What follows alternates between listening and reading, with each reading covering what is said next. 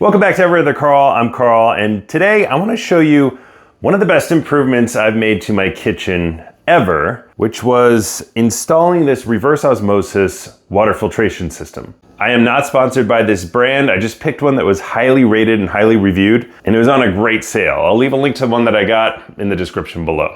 I have a well at my house, so the water comes in. We do not have a softener. We don't have a house filter other than one simple inline sediment filter. We weren't happy drinking this water because it didn't taste great. We knew by the look of that sediment filter downstairs, a lot of sediment and a lot of minerals were coming through this tap. But with the reverse osmosis filter, that water is crystal clear. A lot of people seem to question if reverse osmosis water tastes acidic or if it tastes flat or something like that.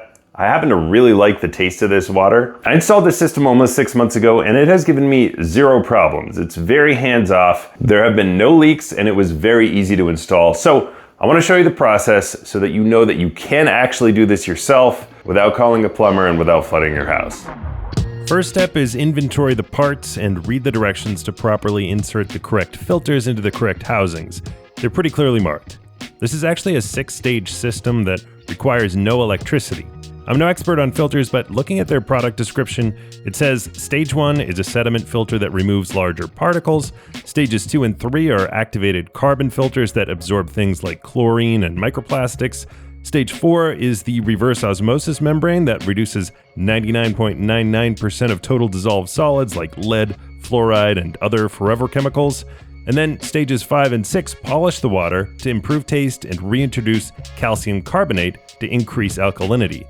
These last stages are likely what makes this system produce water that actually tastes better than a lot of other simplified RO systems. Finally, the fully filtered and polished water goes into a 4-gallon pressure tank that holds the water at the ready because the whole reverse osmosis process is actually quite slow, so you don't want to have to wait around for it when you go to fill up a glass of water. Alright, I'm getting ahead of myself. Before any of this is installed under the sink, you want to install the faucet. If you have an unused hole in your sink, you're in luck.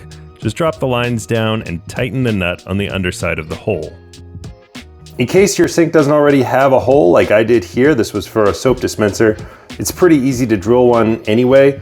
I recommend using a step drill, and you go down to something like 3/4 of an inch or even 1/2 an inch. Just follow the instructions. Pretty easy to drill yourself a hole through there. You can also drill it through the countertop, or if you have a stone countertop, that's a little harder, but you can actually cut holes through stone as well. Okay, now you want to turn off your cold water valve under the sink, unscrew the hose fitting, and install the provided splitter valve. Then go ahead and check that there are no leaks. You can always add some Teflon tape if you're having any trouble. Now it's time to create your wastewater line. You'll drill a small hole in the sink drain pipe above the P-trap and use the provided drain saddle to securely clamp your drain hose in so filtered contaminants can be flushed out of the system. Alright, now it's time to install the big things under the sink.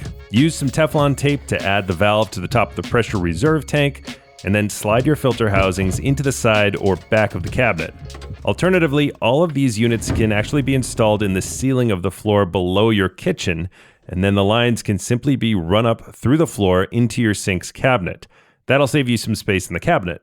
But I wasn't worried about that, and there's actually still plenty of space left under my sink. You can screw the filter housings into the cabinet, but they also stand up pretty well on their own. Now it's the fun part, installing the color-coded water lines.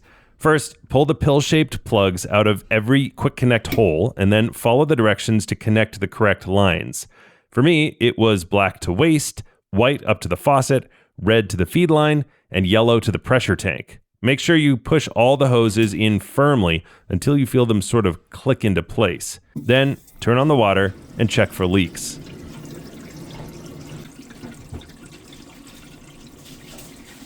APEC includes a little sticker to add to your tank to remind you when you last replaced the filters.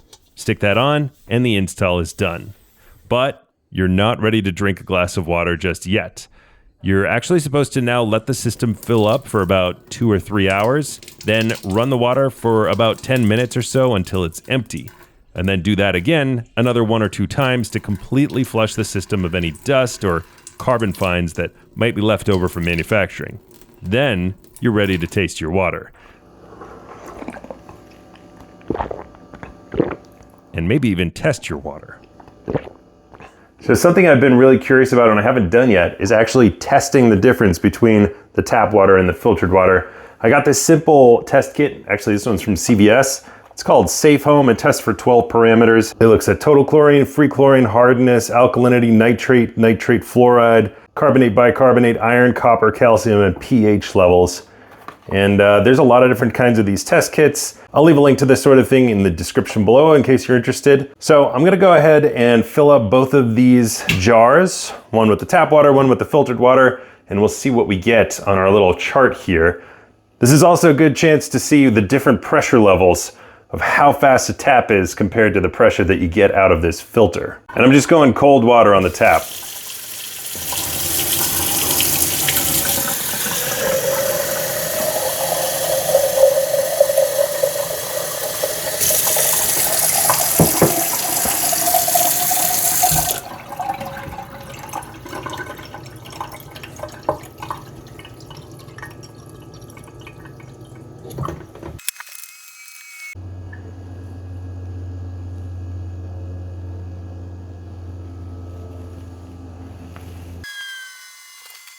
Okay, it might be a little hard to tell, and again, I'm no pro. I don't really know what I'm looking at. But what I'm seeing are 4 major differences from this simple test kit.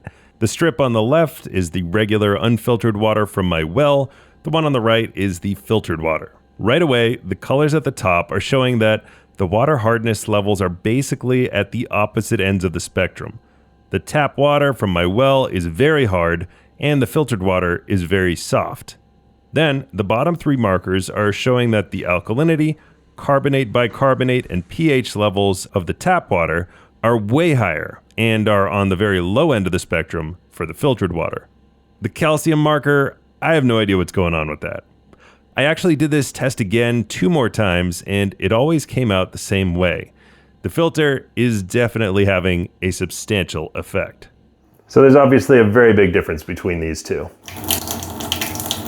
All right, that's gonna do it for the installation of this reverse osmosis system. I am very happy. Like I said, we've been drinking this water for about 6 months now.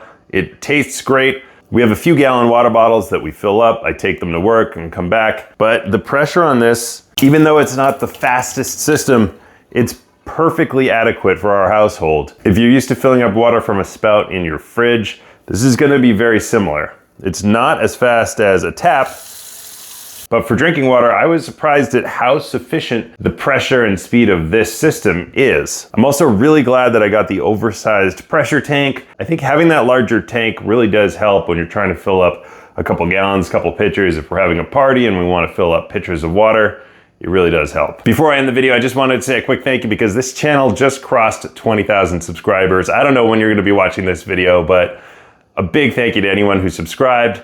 And when I started this, I didn't expect to have anywhere near 20,000, so thank you. That being said, please subscribe. If you like the video, like the video. If you have any questions or comments, please leave a comment down below. If you know something more than I do about reverse osmosis systems, or this one in particular, please leave that in the comment section as well, because that will definitely help out the next person. Until next time, I'm ever the Karl, and I'll see ya.